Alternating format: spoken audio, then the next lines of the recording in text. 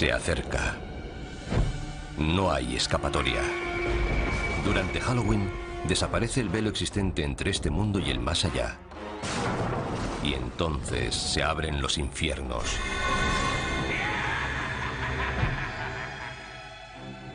Las personas se asustan entre ellas desde que existe Halloween. Pero ¿cuánto tiempo hace de eso? ¿Cuál es su origen? ¿Y por qué nos disfrazamos y hacemos lámparas con calabazas? ¿Para satisfacer nuestros miedos más profundos? Revelar los secretos de Halloween significa descubrir cómo empezó hace miles de años. Así que cierren las puertas, pongan la luz en penumbra y no se asusten mientras escarbamos en la verdadera historia de Halloween.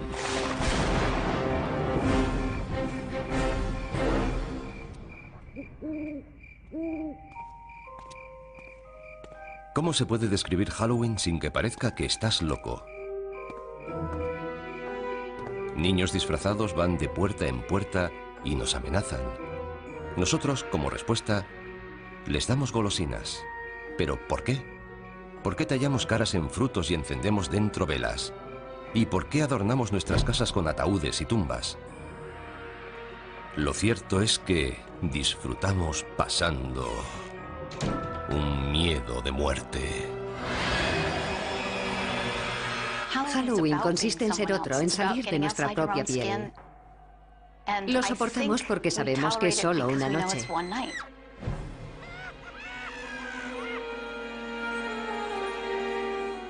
Este impulso de enfrentarnos a nuestros miedos sobre la vida y la muerte y hacer una diversión de ellos viene de antiguo, al igual que las entrañables tradiciones de Halloween.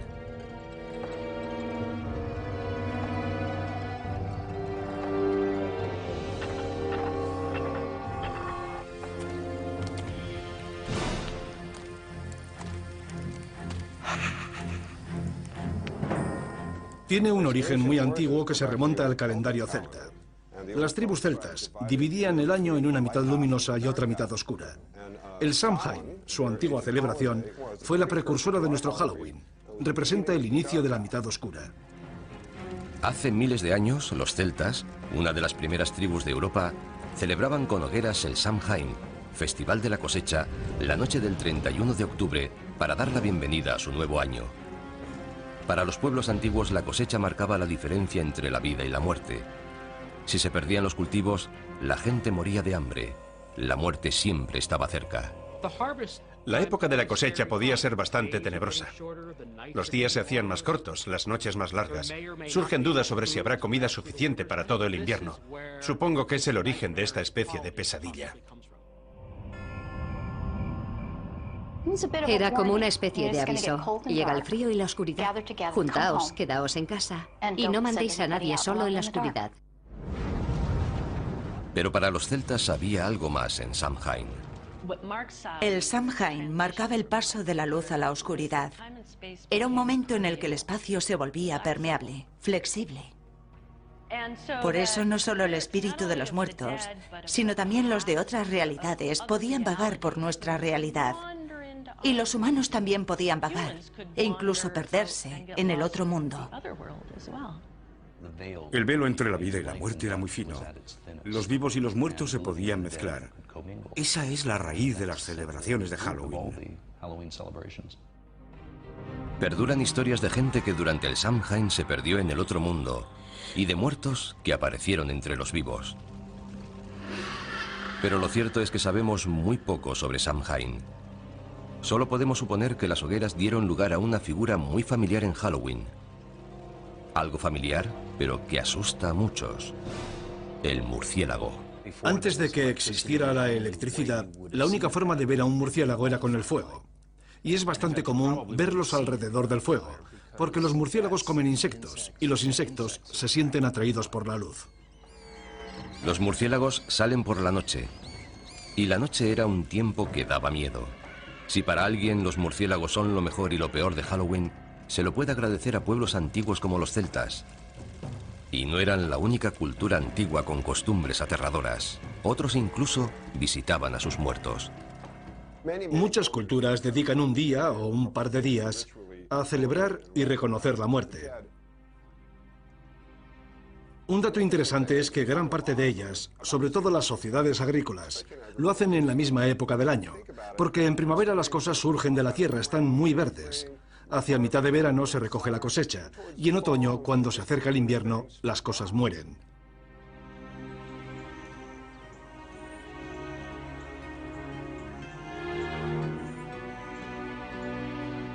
Pero ¿cómo han llegado hasta nuestros días esas tradiciones antiguas?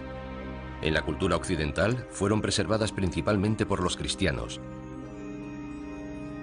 En un curioso e inesperado giro de la historia, cuando el cristianismo se comenzó a extender, adoptó y readaptó las costumbres paganas en vez de intentar acabar con ellas. Eso facilitaba la conversión de los paganos.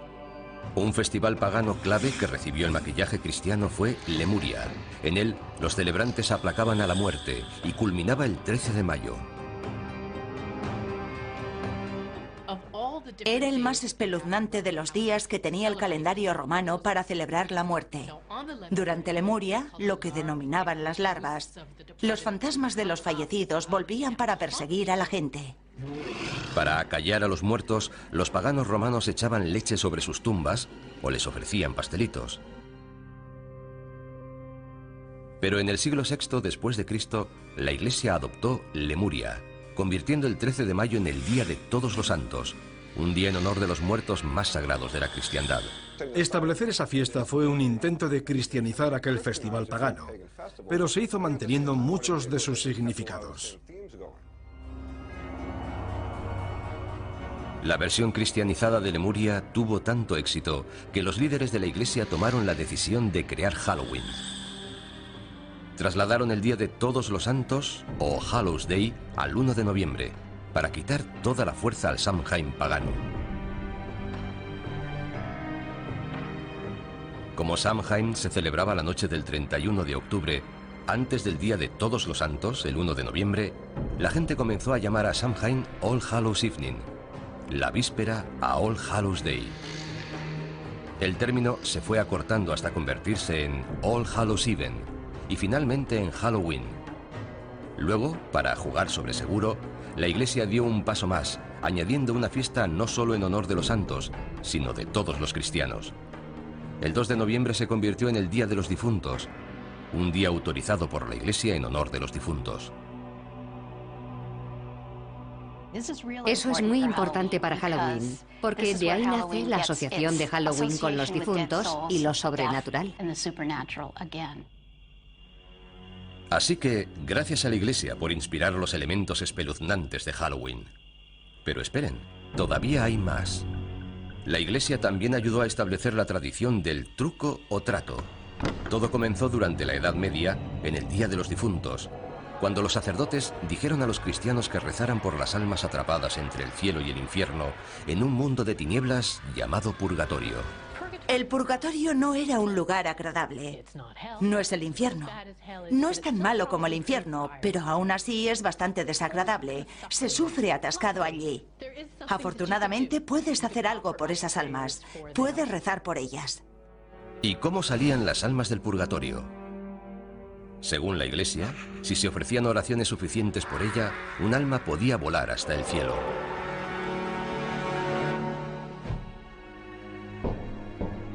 Esto condujo a una costumbre medieval que guarda mucha similitud con el truco o trato actual. Los niños recorrían las casas pidiendo pastelillos de almas, unos bollos especiados rellenos de pasas. A cambio de esas delicias, los mendigos ofrecían oraciones por las almas atrapadas en el purgatorio.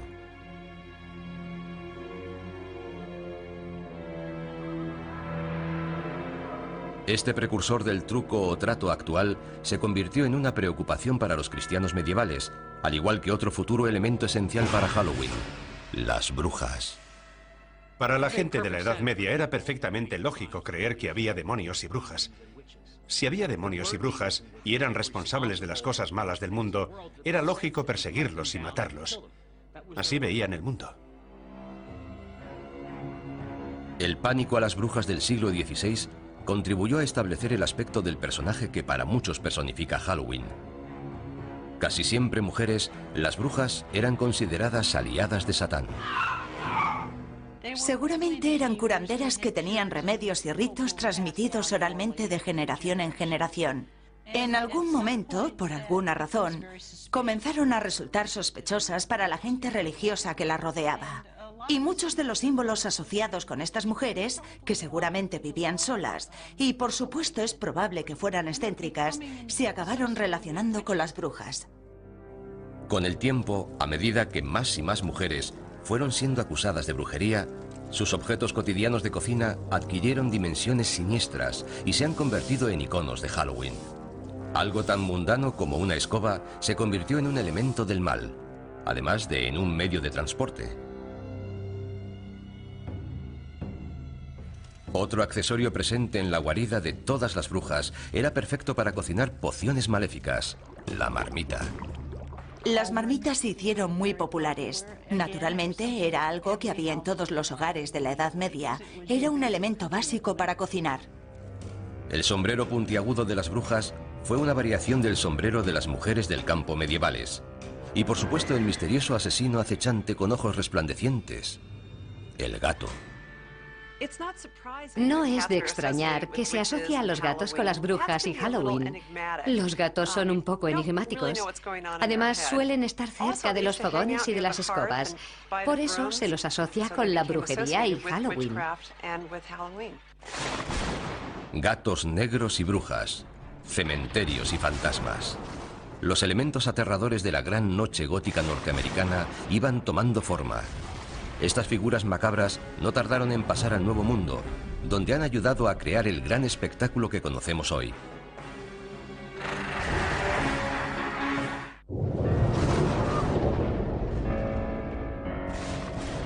Hogueras, adoración a los muertos, mendigar pastelillos. Los elementos del Halloween actual acosaban a Europa a finales del siglo XVII. Pero todavía no se habían unido formando una aterradora fiesta laica. La historia comenzó a consolidarlos y a dar vida a una extraña celebración de la muerte. La muerte es la base de esta fiesta. Tanto si se trata de la amenaza de la muerte, si hay una mala cosecha, el fin de una era y el comienzo de una nueva. Esta idea del ciclo sin fin de la vida y la muerte, de la renovación, forma parte de muchas celebraciones, no solo de Halloween. Este periodo vio la influencia constante de uno de los elementos más coloristas de Halloween: la máscara. Con frecuencia aparecía asociada a otra tradición de Halloween: la destrucción. Los pendencieros mendigos de la Noche de Todos los Santos consumían también buenas dosis de alcohol, y las peticiones de comida y bebida se fueron haciendo más amenazadoras. Las máscaras ayudaban a ocultar la identidad. Los límites entre la vida y la muerte, y entre las normas sociales y la anarquía, se desdibujaban cuando el día se hacía noche en All Hallows Eve. En Inglaterra derivó en costumbres especiales que incluían disfrazarse e ir de casa en casa haciendo representaciones cortas. Al final de las actuaciones eran recompensados con comida y a veces dinero. ¿Se trataba de truco o trato? No exactamente, pero había cierta semejanza. En el siglo XVII, en Inglaterra, muchas de esas costumbres sobrevivieron solo en las zonas rurales, pero aparecían pronto en las calles de las ciudades gracias a un terrorista procatólico llamado Guy Fawkes. El 5 de noviembre de 1605, Fawkes intentó volar la Cámara de los Lores de Londres con 36 barriles de pólvora. Guy Fawkes fue juzgado, declarado culpable y ahorcado. Y según la leyenda, su cuerpo fue descuartizado y arrojaron los pedazos al fuego. Al año siguiente y todos los años posteriores, en el aniversario del ataque fallido, los niños de Londres se burlaron del recuerdo de Guy Fawkes, causando el caos en las calles, manifestándose, mendigando y haciendo hogueras. En la actualidad, en toda Inglaterra se le llama el Día de Guy Fawkes o la Noche de las Hogueras. El día de Guy Fawkes es el 5 de noviembre, una fecha muy próxima a Halloween. Así que mucha de la energía que se ponía en Halloween se comenzó a trasladar al día de Guy Fawkes. Aunque todavía no se trataba de nuestro Halloween, tenía todos los elementos, niños y adultos aprovechándose de la oscuridad de la noche y divirtiéndose. Pero ¿podría esta forma pagana de celebración cruzar el Atlántico y perturbar el santuario del Nuevo Mundo? No, si los colonos puritanos lo podían impedir. La visión del mundo de los puritanos se basaba en gran parte en la Biblia. Y en la Biblia, además de Dios, aparecen demonios, ángeles, toda una colección de seres sobrenaturales. Ellos se enfocaron en las fuerzas del mal. Para los puritanos de Nueva Inglaterra, lo sobrenatural era una fuerza oscura y amenazadora, no la superstición inofensiva que inspiraba una fiesta. Pese a sus esfuerzos por acabar con la tradición de Halloween antes de que arraigara, un par de celebraciones del día de Guy Fawkes llegaron hasta la costa de América. Otros colonos toleraban e incluso adoptaban las tradiciones que los puritanos consideraban como una amenaza. Se había plantado la semilla de una celebración que se convertiría en el Halloween norteamericano. Se encuentran retazos aquí y allá de gente celebrando fiestas de disfraces o algo similar. Pero es difícil señalar algo a lo que de verdad se pueda llamar Halloween. Por ejemplo, hay una descripción de 1883 de un Halloween. No trataba de una fiesta, sino de una pequeña reunión alrededor del fuego donde se contaban historias de fantasmas. Algo más espeluznante. La imagen de un espíritu o fantasma se iba a unir a los esqueletos y las brujas en una danza macabra de Halloween. A mediados del siglo XIX, Norteamérica se preparaba para una celebración mucho más oscura. Al cabo de 4 largos años, la Guerra Civil acabó en 1865 con más de 500.000 de muertos. La guerra civil dejó atrás tal cantidad de cadáveres sin identificar que este país estaba obsesionado con la muerte. La mayoría de los soldados murieron en lugares desconocidos. Nadie sabía qué les había pasado. Así que había un sentimiento muy profundo de puede que vuelvan, quizás no estén muertos. Es perfectamente lógico que la gente contara historias de fantasmas. Las primeras historias de fantasmas de Halloween eran sobre gente que volvía a casa. Es la época en la que empezó de verdad la historia del Halloween norteamericano. Después de la Guerra Civil, cuando los inmigrantes escoceses e irlandeses trajeron con ellos sus costumbres rurales del Halloween del Viejo Mundo, colaboraron a que se fijaran más las tradiciones del Halloween norteamericano. Para los escoceses era una noche que daba miedo. Hasta muy tarde se siguió hablando del coco en Halloween. El coco, una especie de fantasma amorfo, molesto, que acosaba a los niños escondido bajo las camas, llamando a las ventanas o acechando desde puertas y torniquetes. Se creía que había cocos de muchos tipos, lo que significaba que la noche de Halloween, al cruzar cualquier puerta, podía haber algo esperándote. El símbolo más conocido de Halloween, las calabazas farol o jack-o'-lantern, también empezó como una tradición europea, pero el prototipo no se tallaba en una calabaza. Hay una leyenda importante acerca de un personaje llamado Jack O'Lantern. Jack era un follonero. Era tan malo que consiguió incluso que lo echaran del infierno, que no es fácil de conseguir. Pero el demonio sintió pena por él, así que sacó un ascua del fuego del infierno y se la dio a Jack. Jack cogió el ascua, la colocó dentro de un nabo vaciado y se fue por el mundo. Esa es la leyenda de Jack O'Lantern. Siguiendo una vieja costumbre europea, los niños tallan sus propias jack-o'-lanterns en nabos y las iluminan con velas. La primera referencia que tenemos en los Estados Unidos de la jack-o'-lantern pertenece a Nathaniel Hawthorne, el autor de Cuentos 2 veces contados.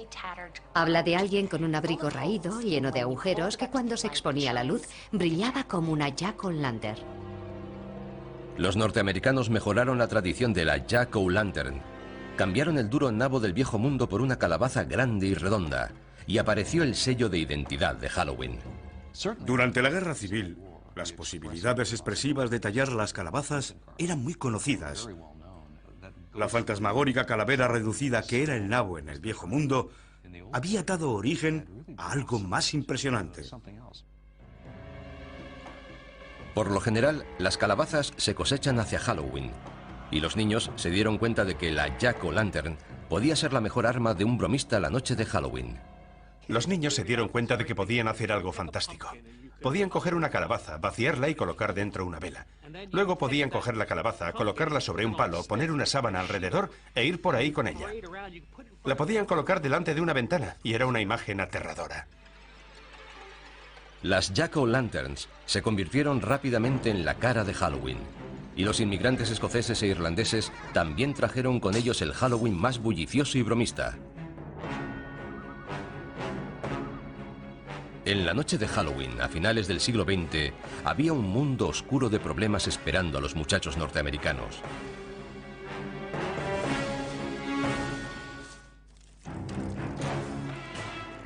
Halloween había hecho un viaje oscuro y espeluznante desde su origen con los celtas siglos atrás.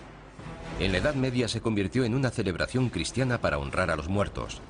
Hacia el siglo XVI se convirtió en una bulliciosa celebración infantil marcada por las peticiones y las bromas.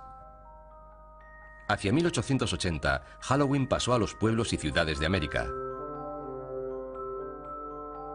Pero la fantasmagórica cara de Halloween fue reinventada con sombras horripilantes de naranja y negro a comienzos del siglo XX. Por primera vez, los artistas de la época unieron todos los elementos espeluznantes y los asociaron a Halloween. Esqueletos, telas de araña, calabazas y murciélagos establecieron el aspecto de Halloween que ahora conocemos. Entre esas imágenes están los fantasmas con sábana blanca. La sábana que llevan los fantasmas tiene su origen en la mortaja, la tela con que tradicionalmente se envolvía a los cadáveres antes de enterrarlos. ¿Y las Jack-o'-lanterns? La gran sonrisa recuerda el rictus de la cara del muerto, igual que la nariz triangular. Aunque se considere como algo divertido, la muerte sigue estando presente en esta imaginería. Los demonios con cuernos provienen de la descripción medieval de Satán.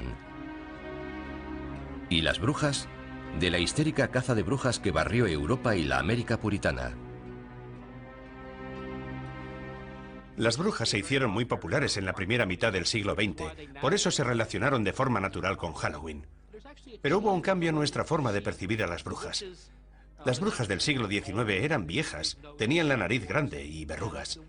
Las brujas del siglo XX son más atractivas, lo que hace que Halloween, además de dar miedo, resulte un poco travieso. Halloween, además de vestir los viejos disfraces con disfraces nuevos, también iba creando nuevas tradiciones y bastante malas. ¿Se estaba saliendo de cauce Halloween a principios del siglo XX? Para desgracia de las autoridades y propietarios, la respuesta era sí. Se hacía cualquier tipo de travesuras imaginables. En aquella época la gente tenía carros. Los chicos mayores intentaban colocar el carro en la punta del almiar. Entre media docena de chicos empujaban para colocar el carro encima del almiar. Era muy divertido. No hacíamos nada realmente destructivo. Simples bromas. Pero otros realizaban bromas más destructivas. Las gamberradas, cometidas generalmente por adolescentes, acosaban ciudades como Chicago o Filadelfia. En la década de 1920, Halloween entró en crisis en Norteamérica. Las bromas de Halloween se habían ido de las manos. Las bromas destructivas iban más allá de aplastar calabazas. Los chicos colocaban pastillas de jabón en los carriles de los tranvías para que descarrilaran, y la gente resultaba herida. Quitaban los peldaños de la entrada de las casas, de modo que cuando la gente salía se caía y se hacía daño. Provocaban incendios, tiraban piedras contra las ventanas. Cosas realmente destructivas. En las comunidades rurales, los bromistas desmontaban carromatos y los volvían a ensamblar en los tejados. Quitaban las puertas de los cercados de las granjas para que los animales pudieran escapar. Esta broma era tan popular en algunos sitios que la noche anterior a Halloween se llamaba Noche de la Puerta. En otras ciudades se llamaba Noche Traviesa e incluso Noche Infernal.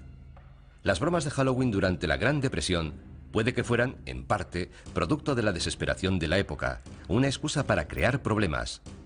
Pero ya había problemas suficientes por todas partes. Algunas comunidades no tenían dinero para alimentos y mucho menos para reparar los efectos de la destrucción. El Halloween de 1933 fue calificado como Halloween negro por muchos periódicos debido a la destrucción que hubo en las ciudades. Los chicos ya no hacían tonterías inocentes. Ahora rompían bombillas de las farolas, incendiaban edificios, rompían las ventanillas de los coches. Si Halloween quería perdurar, tenía que cambiar. Los colegios, los departamentos de policía y otras asociaciones civiles promovieron de manera muy activa la idea de apaciguar Halloween. También empezaron a organizar todo tipo de actividades para entretener a los chicos. Fiestas por la ciudad, concursos de disfraces, juegos, todo lo que se les ocurría para que la gente dejara de hacer gamberradas. Las empresas de artículos para fiestas, Denison y Beisel, ayudaron en los esfuerzos cívicos. Denison publicó una serie de guías de Halloween llamadas Libros de Duendes, que indicaban formas para transformar Halloween de una noche de gamberradas en una noche de fiesta. Denison fue una de las primeras empresas en darse cuenta de que se podía ganar dinero con Halloween. Comenzaron a poner a la venta su material para Halloween en tiendas de toda Norteamérica. También fabricaban máscaras y disfraces de papel. Ese fue el principio. Fue la primera vez que se fabricaban y comercializaban disfraces confeccionados específicamente para Halloween. Antes de eso, los disfraces siempre se habían hecho en casa. Cuando era niño no había disfraces de Halloween, como los que se llevan ahora. Ibas con mono, con vaqueros o con ropa desaliñada. Pero no ibas a la tienda a comprar un disfraz para Halloween. Simplemente ibas un poco llamativo. Los disfraces de papel eran elegantes y mejores que los hechos en casa, pero tenían sus inconvenientes. Por desgracia, mucho de aquel papel era inflamable. Me sorprendió la cantidad de notas de periódicos que encontré sobre disfraces que habían ardido. Al poco tiempo, otros fabricantes que se querían introducir en el mercado infantil de disfraces para Halloween comenzaron a hacer disfraces más duraderos. Los primeros disfraces confeccionados de Sears aparecieron hacia 1930 y ya no pararon. Los disfraces se inspiraban en los personajes de la radio y los tebeos. Disfraces para fiestas, disfraces para el campo, para desfiles callejeros, para fiestas en los colegios, fiestas en las iglesias. Halloween era un gran acontecimiento social. Los desfiles de Halloween también contribuyeron a sacar la celebración de las sombras y llevarla a la vista del público. Puede que Allentown, Pensilvania, celebrara el primer desfile en 1905, pero otras poblaciones no tardaron en seguirla. Toms River, Nueva Jersey, en 1919, Anoka, Minnesota, en 1920. Desde aquella época, Anoka ha celebrado el desfile todos los años. De hecho, la ciudad se llama a sí misma la capital mundial de Halloween.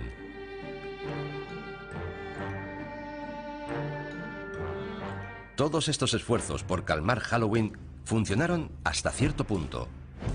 Pero lo que de verdad necesitaba Halloween era una tradición completamente nueva. Y no tardaría en aparecer una, pero la nueva tradición no sería más que una variación de una costumbre muy antigua de Halloween.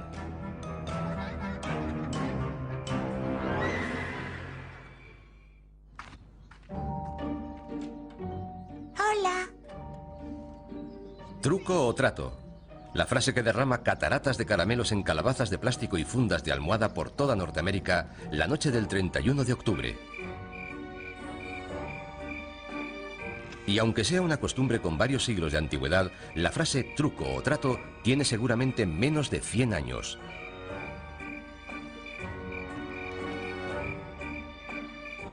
Truco o trato es algo muy nuevo.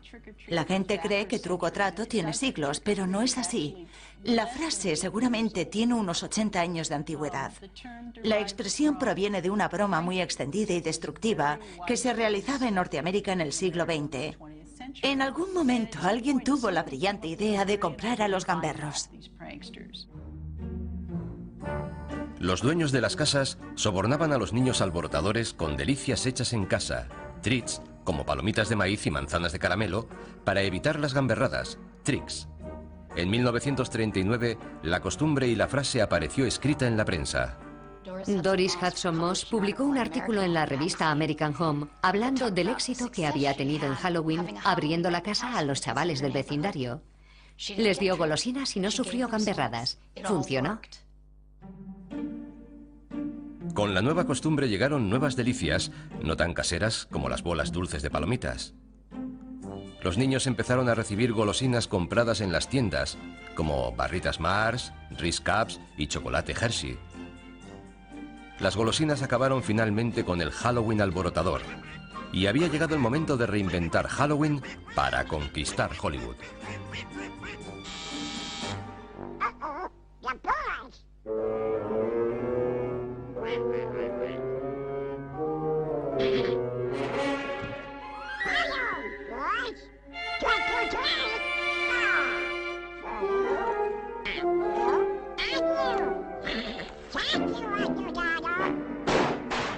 Halloween se estaba convirtiendo en un fenómeno de la cultura pop, una fiesta nacional adoptada por millones de personas que se lanzaban como carroñeras a disfrutar de dulces fabricados de manera industrial. De niño me encantaba Halloween. Participaba de forma activa. Me encantaban los rituales y las bromas. Me encantaban las travesuras. Me encantaba ir de casa en casa disfrazado pidiendo caramelos y la fiesta que había luego. Era algo fantástico. En 1966, Halloween encontró un hogar donde toda la cultura pop acabó por hacerlo: la televisión. Halloween rompió marcas cuando América hizo Truco o Trato con Charlie Brown. La idea de la gran calabaza proviene, por supuesto, de una tira de cómic. Sparky Schultz decidió que sería muy divertido que uno de los niños se liara con las fiestas. Por eso Linus vuelve todos los años a la huerta de la calabaza. Who are you writing to, Linus? This is the time of year to write to the Great Pumpkin. On Halloween night, the Great Pumpkin rises out of his pumpkin patch and flies through the air with this bag of toys for all the children. You must be crazy. When are you going to stop believing in something that isn't true? When you stop believing in that fellow with the red suit and the white beard. La televisión y la tira de cómic más popular dieron a Halloween el sello de aprobación no oficial. La festividad no había sido tan popular en toda su historia. Pero los dibujos animados sobre Halloween para niños eran una cosa y una película para adultos con Halloween como tema otra muy distinta. Nadie lo había intentado antes, es decir, hasta que el director John Carpenter se decidió a hacerlo en 1978 con el clásico La Noche de Halloween. La idea de llamar a mi película La Noche de Halloween se le ocurrió al distribuidor. Cuando lo dijo pensé, es perfecto, nunca se había hecho una película basada en Halloween. Fue como una revelación. ¿Cómo no se te ha ocurrido hace años? Es una idea genial. Esa película costó $325.000 y dio origen a una saga que recaudó más de $500 millones. Y abrió un nuevo campo, elevando las películas de terror de serie B a la de respetado cine de género. Y por accidente redefinió también nuestra actitud ante las máscaras de Halloween. Todo empezó cuando el escaso presupuesto para guardarropa obligó al equipo a crear una máscara para el malo, Michael Myers, con apenas nada. El director de producción fue a la tienda de artículos de magia Bert Wheeler, en Hollywood Boulevard, y compró una máscara de Capitán Kirk, de Star Trek, que no se parecía nada a William Shatner. Me quedé mirando aquella cara extraña y alargada. La pintamos con spray y la retocamos un poco. Estaba distorsionada, lo que resultaba perfecto. En el guión ponía que llevaba máscara. La máscara improvisada y el villano que había detrás de ella no tardaron en convertirse en figuras emblemáticas de Halloween. Michael Myers, aunque la película original se estrenó en 1978, sigue siendo uno de los personajes de Halloween más famosos de todos los tiempos. La idea de un acosador con máscara amenazando a los jóvenes en Halloween desvió del foco de atención de Halloween de los fantasmas y los duendes hacia la maldad humana. Pero aquella máscara anodina hizo mucho más. Contribuyó a redefinir los límites de lo que podían ser las máscaras de Halloween. Y fue el preludio de la nueva cara de Halloween en el nuevo milenio.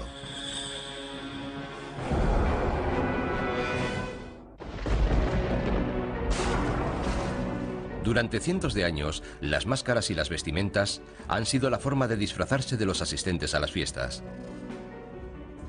Ahora se han convertido en un negocio que mueve millones. Una tienda dedicada a Halloween en Burbank, California, Halloween Town. Se ha hecho tan famosa que abre 12 meses al año para satisfacer las necesidades de disfraces de sus clientes. Teníamos este negocio desde hacía 10 años y queríamos que fuera algo especial. Así que decidimos abrir todo el año, tener una tienda permanente decorada de forma aterradora. Pone a la gente de humor para comprar en Halloween. Hay material para Halloween por toda la tienda, pero el corazón del negocio de Halloween Town son las máscaras. Tenemos decenas de máscaras, tenemos los mejores zombies, los mejores payasos. Las máscaras y los disfraces han sido siempre un buen método para librarse de las culpas. En una situación como Halloween, resultan perfectos. De niño me encantaban las caretas, pero por lo general, en la tienda local, solo encontrabas plástico de mala calidad, máscaras endebles que perdían la forma.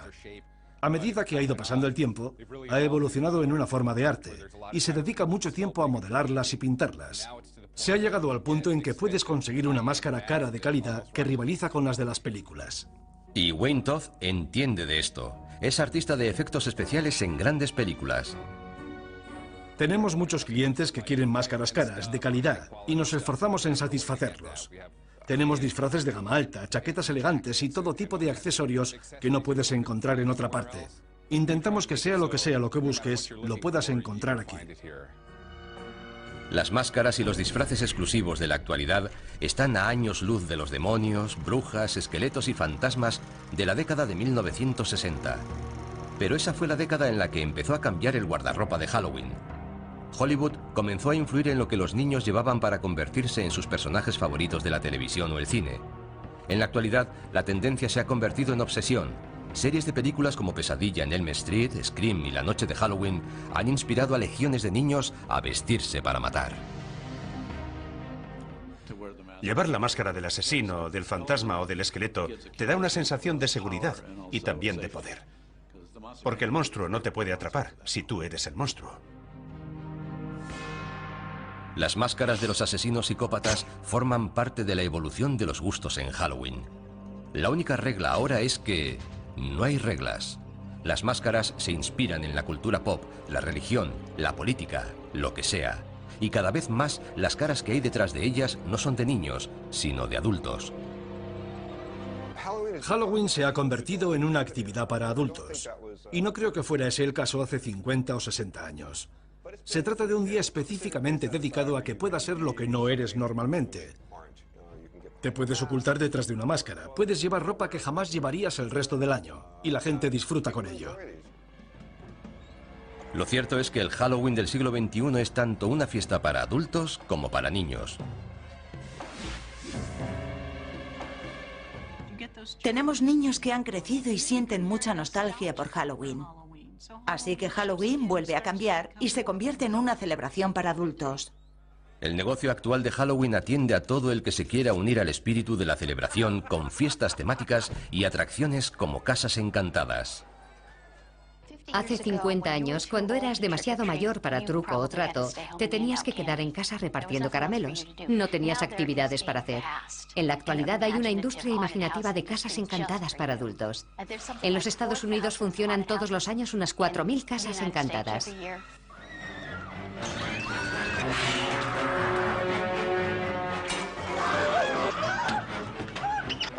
Adoro las casas encantadas, me fascinan. De niño, en cambio, me aterrorizaban. Pero las casas encantadas no son el único lugar en el que se puede encontrar adultos en Halloween. En lugares como el desfile de Halloween de Greenwich Village de Nueva York o el carnaval de Halloween de West Hollywood, la fiesta se introduce en el lado salvaje y pícaro. Por supuesto, el desfile gay de Halloween es un gran acontecimiento en San Francisco, en Los Ángeles y, por supuesto, una parte importante de la celebración de Nueva York. Pero la idea fundamental es poner el mundo patas arriba y ser quien no eres, o ser quien te gustaría ser. Se trata otra vez de la voluble obsesión norteamericana de la autotransformación. Creo que eso es lo que de verdad da vida a Halloween en Norteamérica. Este Halloween sexualmente liberado a veces cruza la línea a adultos y solo para adultos.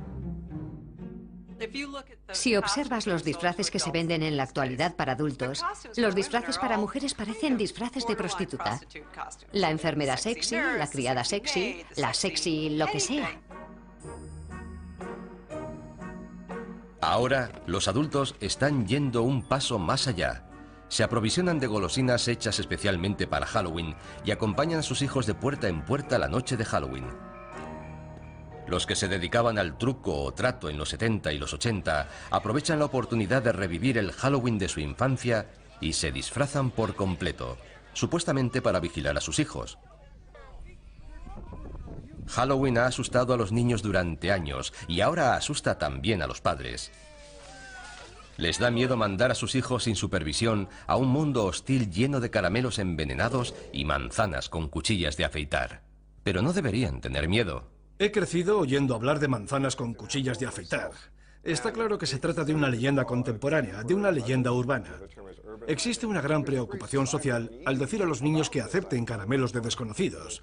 Así que han surgido muchas historias sobre cuchillas en manzanas de caramelo, etc. Todos los años los padres se preocupan mucho por ello. ¿Han existido alguna vez manzanas de caramelo con cuchillas? Creo que en un par de ocasiones. Pero por supuesto habría que preguntar qué fue primero, la historia o el suceso. Cuchillas en manzanas, calabazas, pasteles de almas. Entre ellos han conformado la leyenda, la sensación de Halloween que percibimos. El Halloween actual tiene muchas máscaras. Es un día para que los adultos exploren un poco más sus fronteras. Muchas mujeres quieren tener un lado sexy y solo lo manifiestan en Halloween. Quizá deberían hacerlo con más frecuencia. Pero Halloween sigue estando dominado por los niños. Cuando eres niño, tienes una noche al año en la que mandas. Te tienes que disfrazar, tienes que ser algo que no eres normalmente, e incluso te pagan por el placer de hacerlo. Es una fiesta asombrosa. A Halloween no le gusta que le amansen su energía. Su aspecto rebelde surge siempre por algún lado.